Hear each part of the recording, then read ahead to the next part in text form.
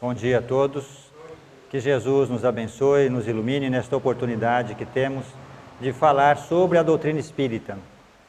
Esta aqui é a casa que me recebeu quando eu mudei para São José do Rio Preto. Eu não vou falar quanto tempo, que denuncia a idade da gente, né? Mas já faz um bom tempo já. E aqui, inclusive, eu encontrei a minha esposa, né? Hoje temos 2 filhos e graças à doutrina espírita nós estamos juntos trabalhando, buscando aprender mais. Casimiro Cunha,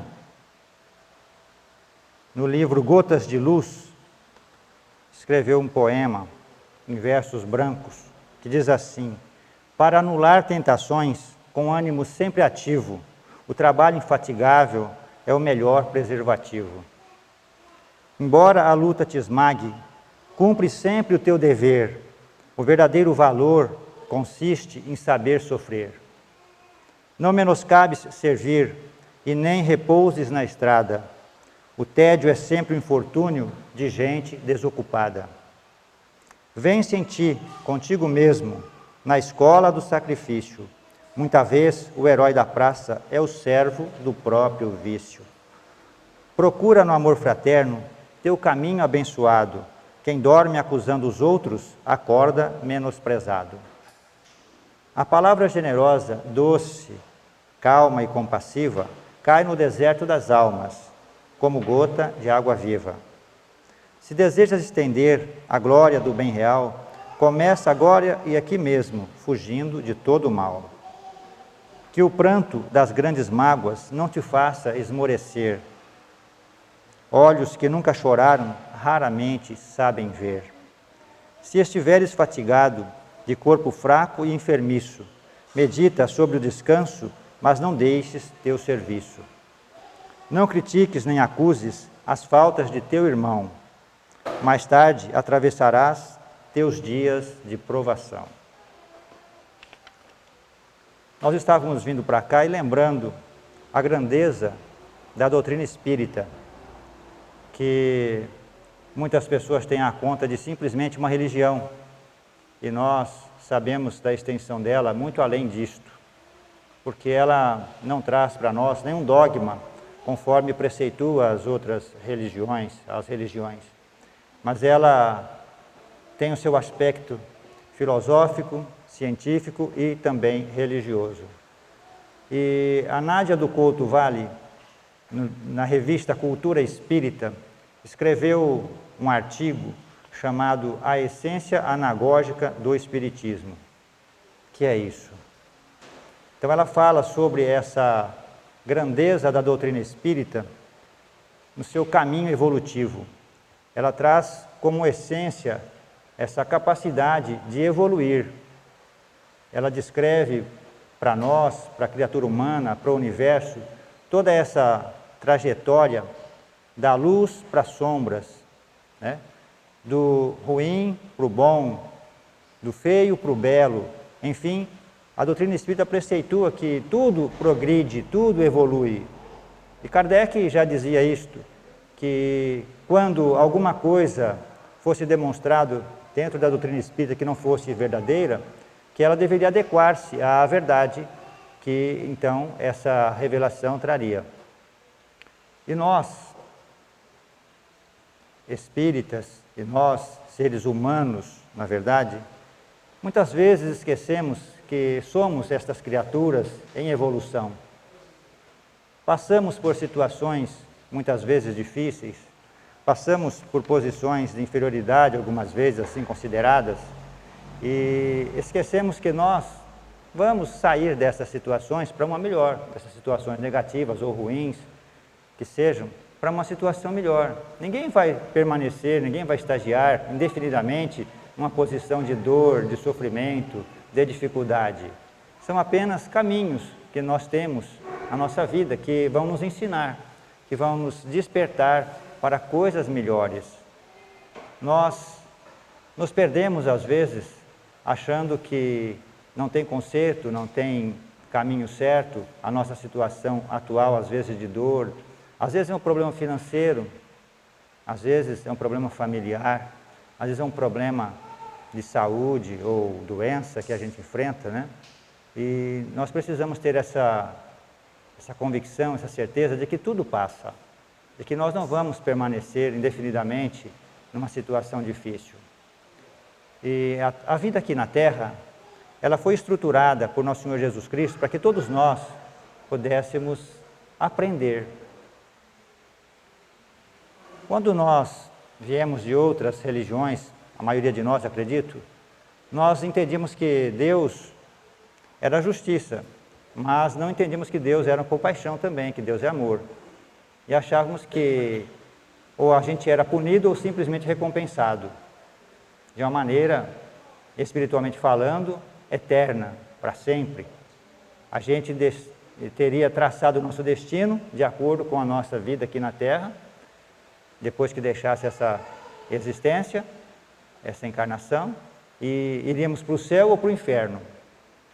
E aí a gente aprende com Jesus que este céu ou inferno não é simplesmente uma região determinada no espaço, mas é uma condição consciencial, é uma condição interior de cada um de nós. E que a gente tem que trabalhar para que nós possamos estar bem conosco mesmos. Quando Jesus conversava com Maria de Magdala, quando ela fora ao seu encontro, pois após ouvir os seus ensinamentos, ela então se apaixonara por Jesus. Ela vira que ali estava algo diferente, que poderia mudar toda a sua vida. Então buscou Jesus, pegou uma barca que cortou as águas do lago. Enquanto estava ali naquele barco, ela pensava: será que ele vai me receber? Será que ele vai conversar comigo? Como será que ele vai me ver? Mas enfim, chegando ao destino, entra na casa humilde de Pedro, e Jesus estava ali, olhando para ela, sorrindo, esperando-a, parecia.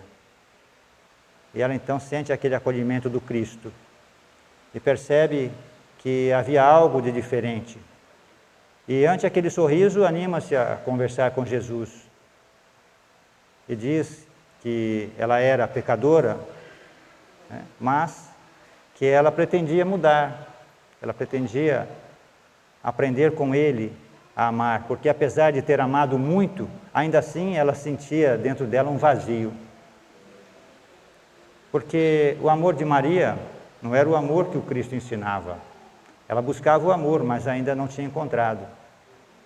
E ele então disse a ela, durante aquela conversação, que ela deveria amar os filhos das mães alheias, de outras mães, que aí ela encontraria então realmente dentro dela essa condição que ela buscava desse amor verdadeiro, porque ela havia dito a Jesus que ela era, conforme as palavras de Humberto de Campos no livro Boa Nova, ela disse: Senhor, desgraçada que sou, não posso ser mãe.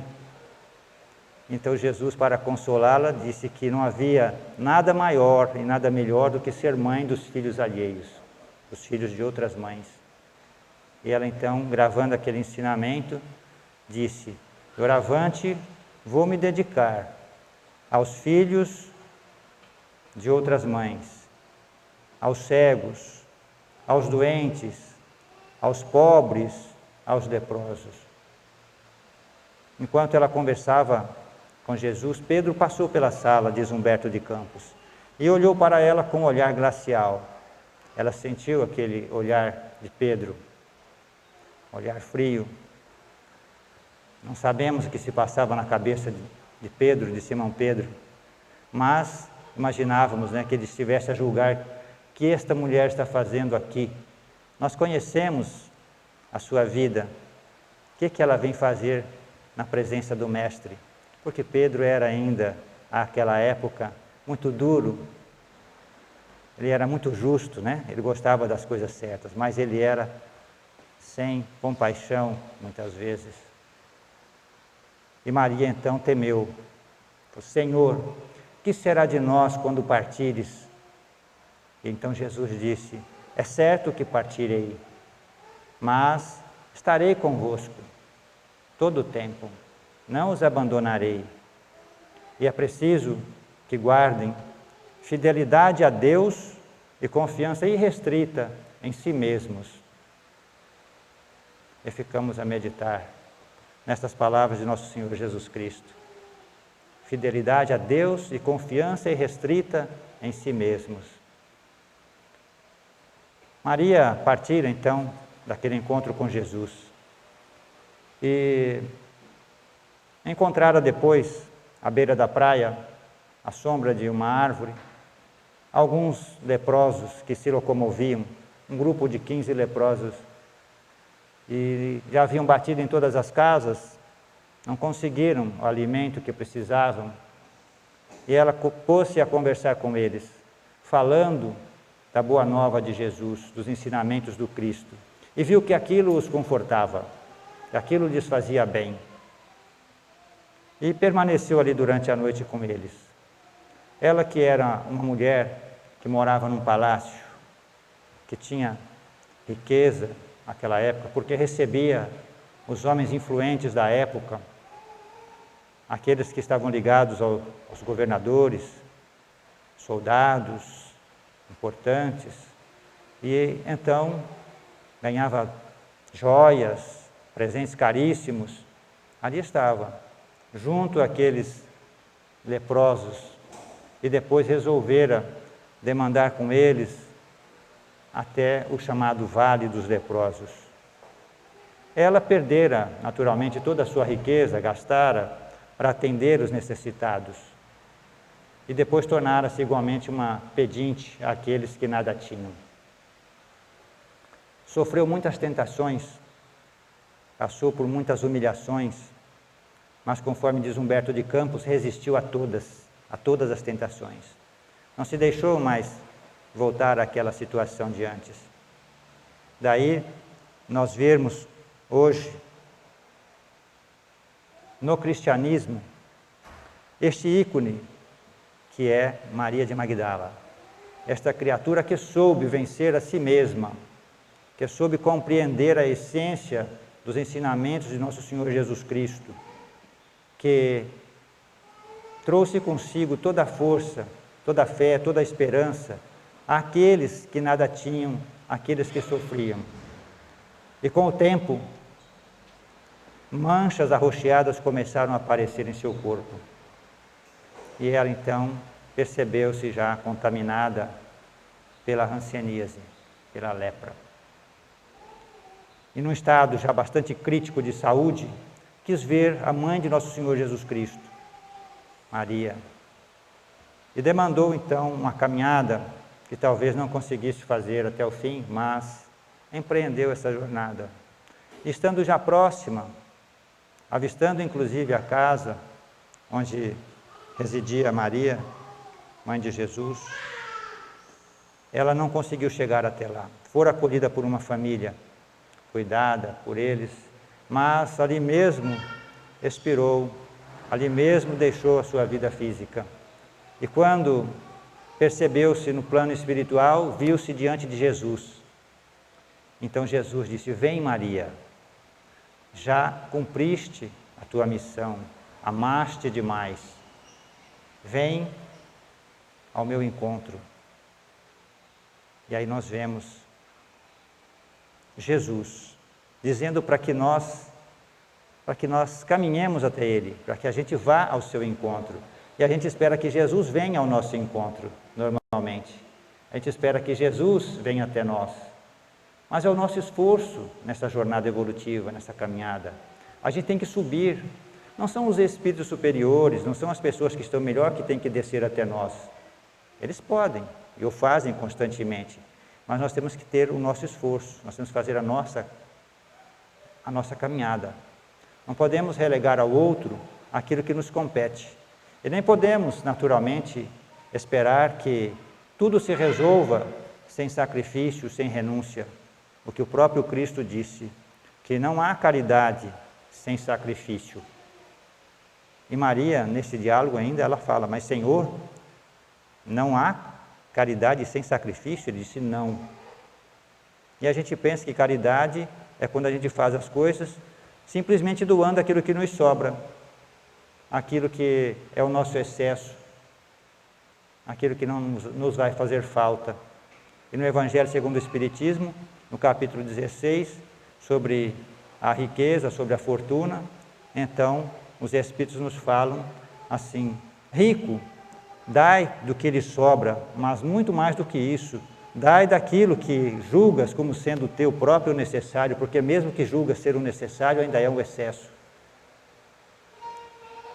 E nós ficamos pensando naquilo que nós podemos dar de nós mesmos. Nós podemos dar não só dinheiro, não só bens, não só alimento às criaturas, mas muito mais do que isto, porque não basta elementos materiais, coisas materiais, para que as pessoas se tornem melhores em suas vidas.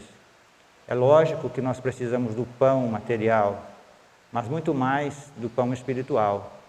Nós precisamos muito mais do alimento da alma, porque estes seres que se acham desprovidos dos bens físicos, dos bens materiais, do alimento, da água, daquilo que é primordial à existência, à vida, precisam de carinho, precisam de amor, de compreensão, de estímulo, porque é isso que vai fazer com que eles se modifiquem e partam para a busca do que lhes é de fato essencial. E essencial para nós é viver bem conosco mesmos, é estar com a consciência tranquila, é saber que nós podemos, a qualquer momento, olhar para dentro de nós mesmos, enxergarmos-nos limpos de impurezas e imperfeições da alma. Por isso que nós partimos da sombra para a luz. Por isso a doutrina espírita é essa doutrina evolutiva que diz que nós somos seres a caminho da luz. Emmanuel descreve no início do livro A Caminho da Luz esta jornada evolutiva da criatura humana aqui na Terra, desde os primórdios, quando a Terra ainda estava naquela fase dela de formação, que Nosso Senhor Jesus Cristo e os engenheiros siderais preparavam o planeta para receber os germes da vida. E então, aqui se processou toda a evolução. A gente pensa em Charles Darwin, e aí aquela dicotomia, né? Criacionismo ou evolucionismo. E a gente diz assim que o Espiritismo, ele tanto acredita no criacionismo quanto no evolucionismo. Que nós fomos criados por Deus, mas que nós estamos destinados à evolução, à perfeição. Ninguém vai escapar disto, nenhuma criatura. Então, qualquer um que nós olharmos hoje, que nós observarmos dentro dos quadros da vida, todos eles um dia serão criaturas plenas de luz e conhecimento e de sabedoria. Ainda que a gente possa duvidar disto. Mas será que aquela criatura ali ainda vai ser um ser bom? Eu conheço ele, não faz nada de bom, né? É um vagabundo, é um criminoso, é um corrupto, é isso, é aquilo, não importa. Nós somos todos filhos de Deus. Todos nós temos marcado a nossa trajetória evolutiva pelas mãos do Criador, pelas leis divinas.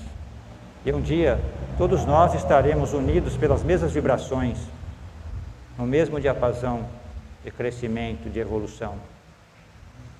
Ainda que duvidemos disto, não importa, porque as leis divinas não nos perguntam o que nós pensamos, o que nós achamos, elas simplesmente estão aí para serem cumpridas, para serem seguidas.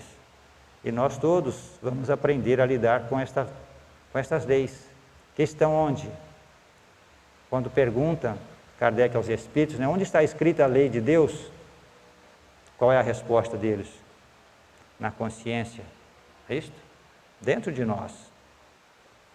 Mas está em todo o universo, em toda parte. Está lá em Júpiter, em Saturno, em Marte, no planeta Terra, nas outras galáxias.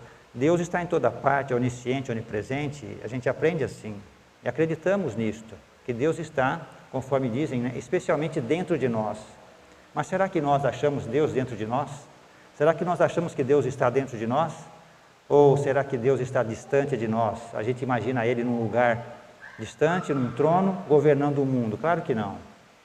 Nós já entendemos isso, lógico.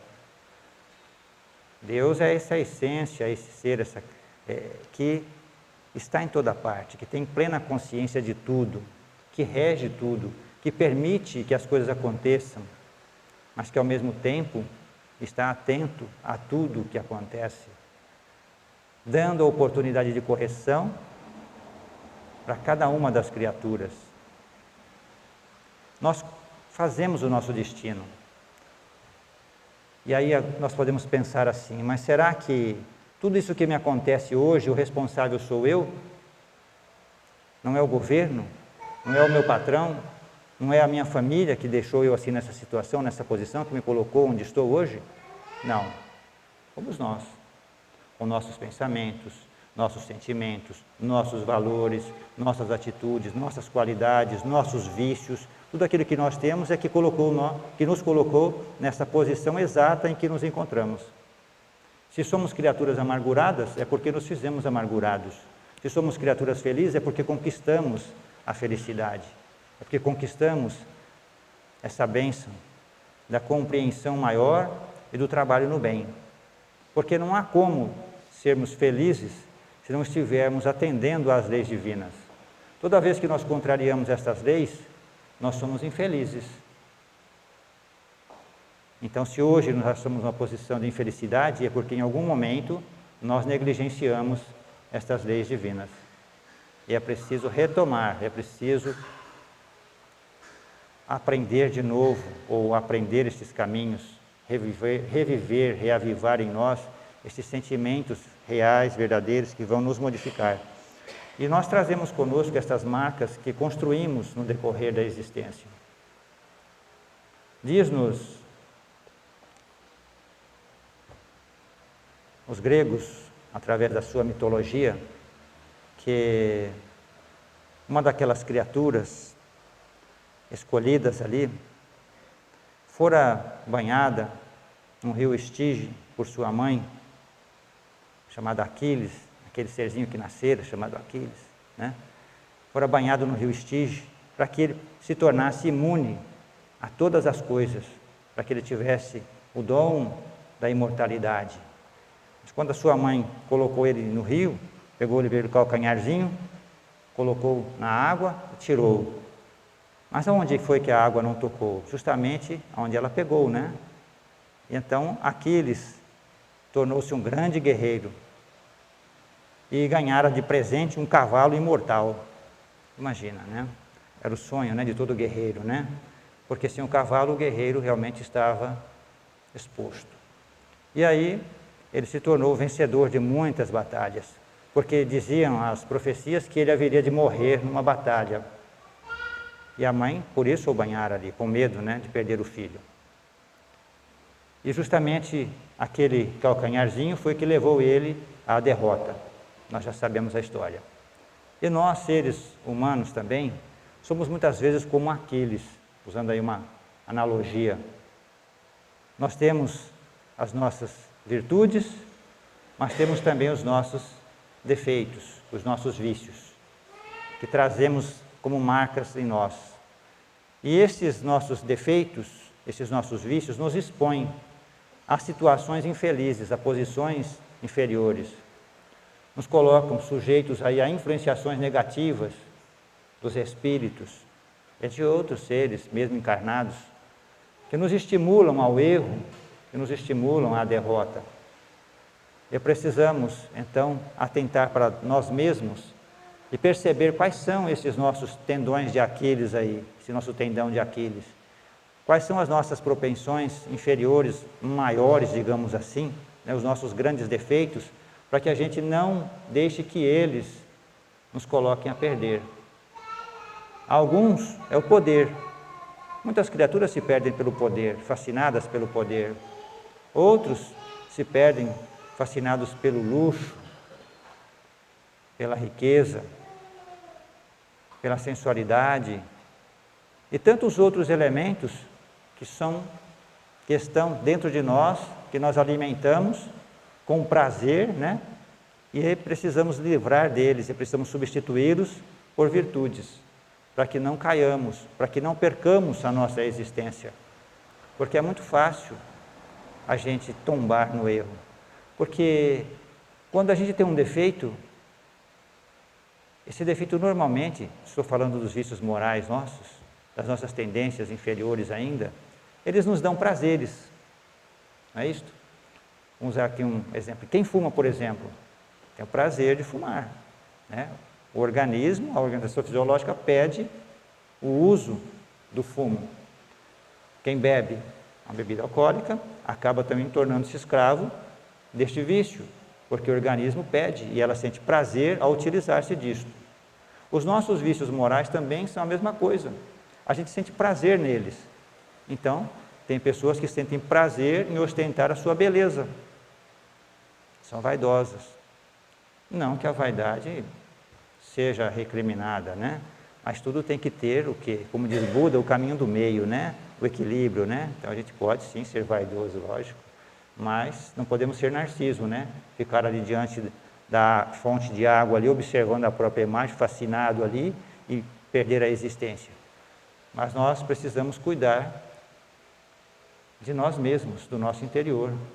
Não devemos deixar que o poder nos fascine a tal ponto que a gente perca a existência.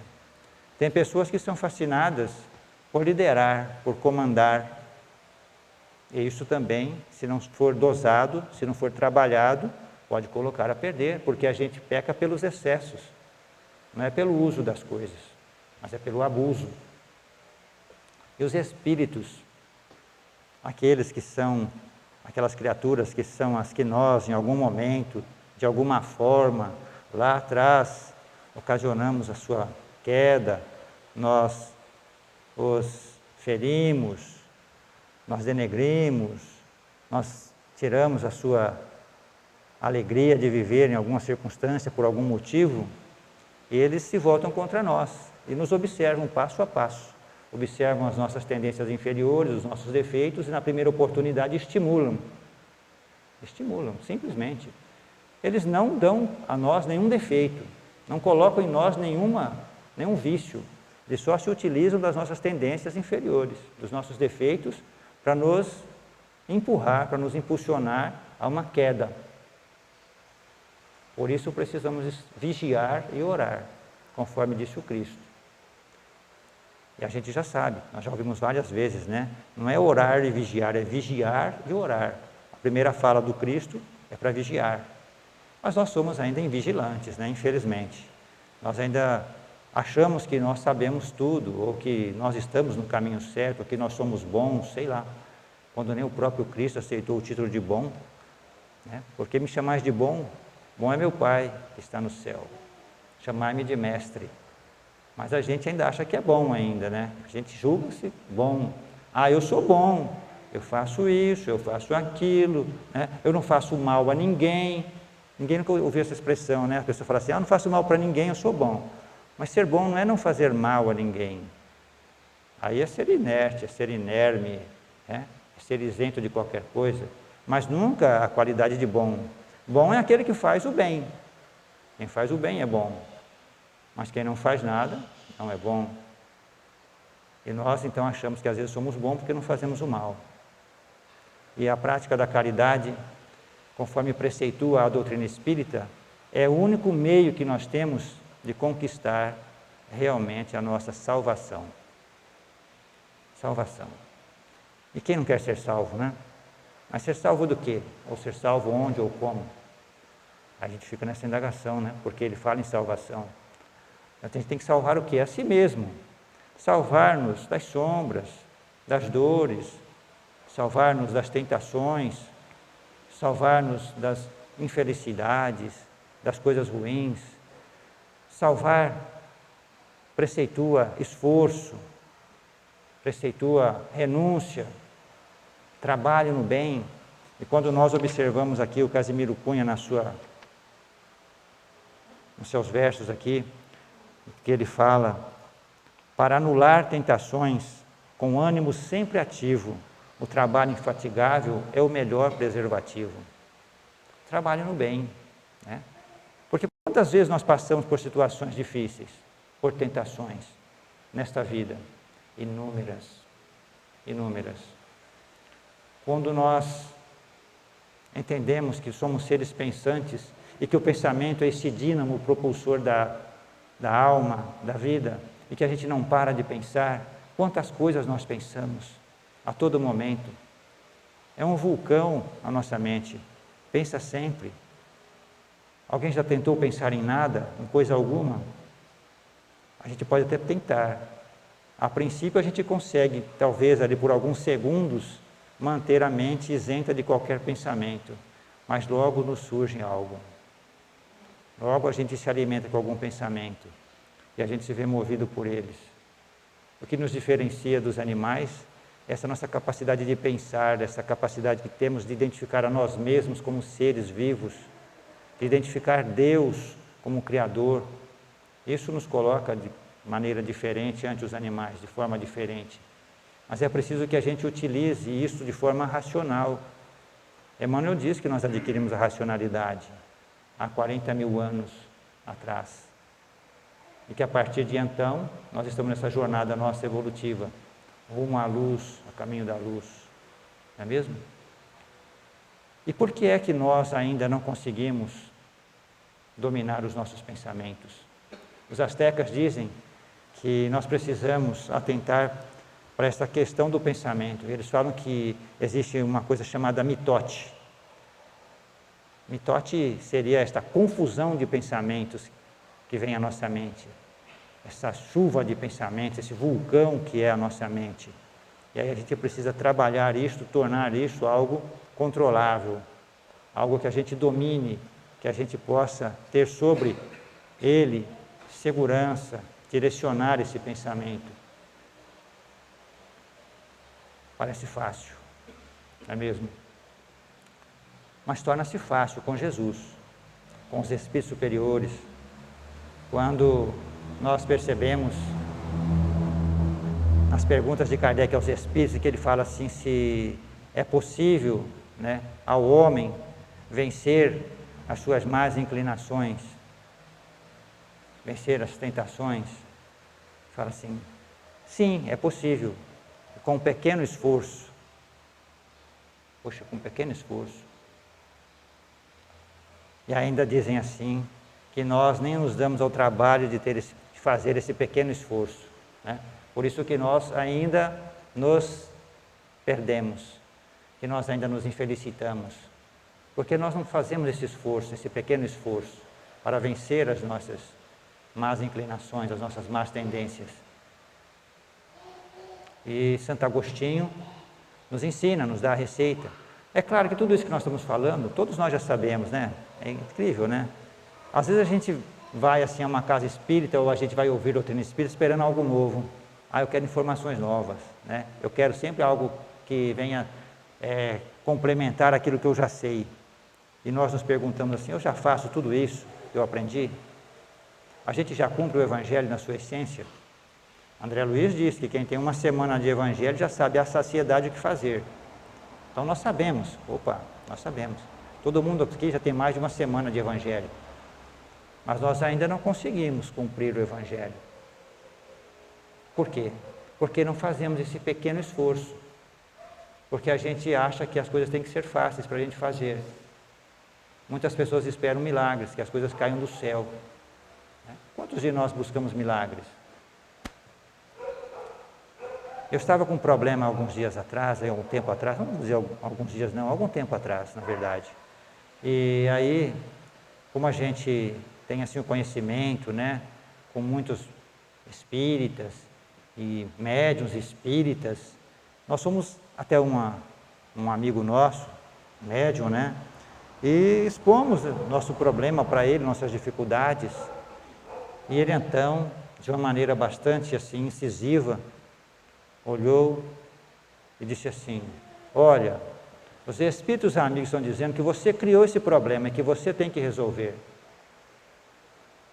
Eu falei, meu Deus, eu vim aqui buscar a solução do meu problema e esse camarada joga para cima de mim a solução. Ele fala que eu que tenho que resolver. Aí eu vi a minha pequenez, né? Falei, poxa, eu estou igual a todo mundo, né? buscando solução fácil, querendo um milagre, querendo que eles resolvam o meu problema. Parece que eu nunca aprendi que a gente é que cria os problemas e a gente é que tem que resolver esses problemas. Quando ele falou aquilo, então eu levei um choque, falei, puxa, despertei. Como? É exatamente isso, não tem jeito de ser diferente, não pode ser de outra forma. E eu tenho que resolver o meu problema. E a gente fica esperando colo, como eu for lá buscar colo, né? Olha, eu estou aqui com um problema, você me ajuda a resolver? Tem a solução para isso? É possível? É, claro, é possível, mas você tem que resolver. Você tem que mudar seu pensamento, tem que mudar sua atitude, você tem que fazer as coisas acontecerem de forma diferente para que você estabeleça o seu equilíbrio. Que bom, sair dali, daquele diálogo, já diferente, entendendo que eu tinha que fazer a minha parte, o que é normal, o que é certo, né? Eu tinha que dar solução aos meus problemas. E assim somos nós com os nossos problemas, cada um diferente do outro, porque cada um de nós estamos num estágio diferente de pensamento, de vibração, de evolução, encontrarmos a saída às nossas dificuldades, encontrarmos o remédio às nossas dores. É lógico que os espíritos ajudam. Nós dispomos no Espiritismo de vários recursos. Somos pessoas assim imensamente beneficiadas, porque temos o passe, a água fluidificada, porque aprendemos a bênção da oração, porque podemos ouvir palestras, ou ver vídeos, ler livros, meditar. Nós temos vários elementos a nosso favor, a música, e nós podemos utilizar todos esses recursos, mas a gente quer sempre terceirizar soluções. A gente não quer dar o passo, a gente não quer fazer o esforço, porque é mais fácil alguém resolver para a gente. Faça a tua parte, né? E Deus nos ajudará. Se nós fizermos a nossa parte, Deus nos ajuda. Mas é preciso que a gente faça esse pequeno esforço, que a gente se conheça, conforme disse Santo Agostinho. E conhecendo, a gente trabalha os elementos, os pontos negativos, os nossos tendões de Aquiles. Que a gente possa, então, se eximir, se livrar, se liberar das influenciações negativas. Senão, nós não vamos conseguir. Se a gente não trabalhar no bem, se a gente não se revestir de pensamentos bons, não tem como. Se a gente não tiver alegria, se a gente não tiver, como disse Jesus a Maria, fidelidade a Deus e confiança irrestrita em nós mesmos, nós não vamos conseguir. E a gente tem confiança na gente? A gente acredita que a gente pode vencer as nossas dificuldades? Nós acreditamos que a gente é capaz de fazer coisas importantes? Tem gente que não acredita que é capaz de tirar a carteira de habilitação, né? Ah, eu não consigo, eu não dou conta. Parece incrível, né? A pessoa fala assim, ah, eu não vou conseguir. Claro que vai, se quiser vai. Se fizer o esforço, né, um pequeno esforço, se começar as aulas, se começar a exercitar-se, vai conseguir. Tem gente que não acredita que vai passar no vestibular. Se não fizer o esforço de sua parte, se não estudar, né, se não se dedicar, realmente não vai, mas se conseguir, se dedicar, se estudar, vai conseguir. Né? Há pessoas que acreditam que não vai conseguir superar as dificuldades da sua empresa, suas dificuldades financeiras, se não trabalhar para isto, se não revisar as suas metas, né, os seus objetivos, se não observar onde é que está o tendão de Aquiles aí, a falha, as faltas, então não vai conseguir, mas se atentar para isto, vai. E há coisas que a solução não é para essa existência, é preciso guardar isso dentro de nós. Tem coisas que nós não vamos conseguir nesta vida. Tem gente que quer ser rico, mas não vai conseguir às vezes riqueza, vai lutar a vida inteira, vai se tabacar, vai fazer um monte de coisa para ser rico e não vai conseguir, porque nós estamos nas experiências que precisamos para nós. Nós estamos na posição social, econômica, familiar que nós precisamos para a nossa evolução. Não está nada errado. Nós é que achamos que está. Só precisamos utilizar desses elementos, dessas oportunidades, dessas ocasiões, para nos evoluirmos, para crescermos, trabalhando em favor da família, do grupo familiar, procurando nos aprimorarmos, fazer a nossa parte. Jesus disse que nos enviaria o Consolador prometido. Nós temos ele hoje em nossas mãos. Nós acreditamos que o Espiritismo é este Consolador prometido. E ele nos traz este consolo que nós necessitamos às nossas almas. Nós nos sentimos consolados com o Espiritismo em muitas situações. Para finalizar, só lembrando aqui o Chico, quando uma mãe fora procurá-lo, porque havia perdido o filho, e então o Chico, recebendo esta mãe, ela chorando, Chico também começou a chorar, em vendo aquele sofrimento daquela mãe. E choraram durante vários minutos, os dois, abraçados ali, choraram, derramaram as lágrimas, e quando então ela terminou aquele choro, ela disse assim: nunca em minha vida me senti tão consolada. Chico não havia dito uma palavra a ela, simplesmente abraçara-se a ela e uniu-se àquele choro. Então, ele a envolveu em carinho, ele compreendeu a sua dor, ele sabia o que ela passava e percebeu a extensão daquele sofrimento. E se vinculou a ela naquele momento, em pensamento, em coração, em amor, e ela então se sentiu consolada. E a gente às vezes quer ter palavras para consolar as pessoas, mas é preciso ter sentimento, é preciso ter amor.